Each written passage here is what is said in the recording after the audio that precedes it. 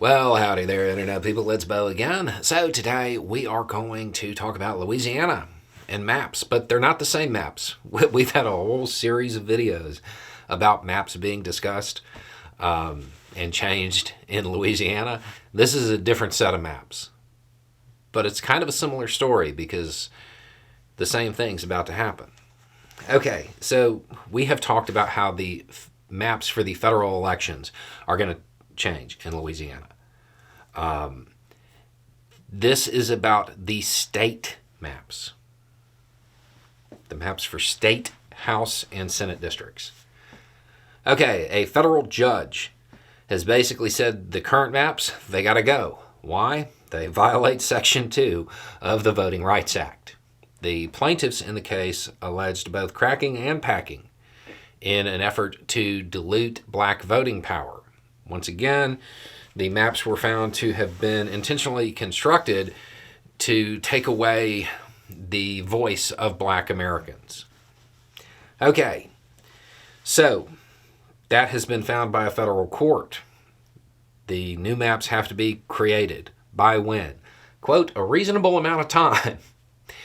There's no date on this one yet. I think because it's kind of at the point where this is not going to be resolved immediately, probably not before the next election, almost certainly.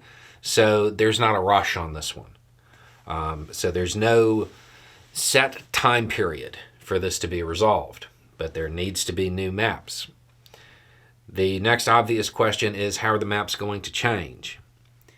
In this case, the federal judge did not provide a set amount.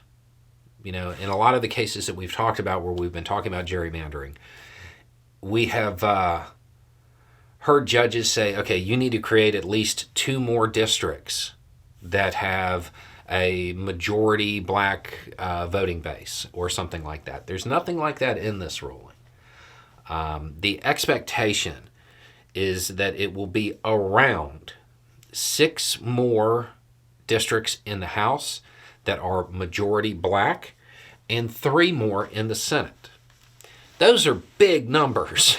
Just if you're not familiar with this stuff, those are big numbers.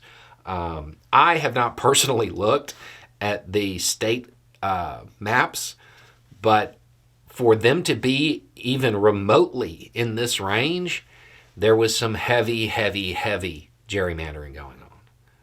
There was a very concerted attempt to dilute black voting power in the state.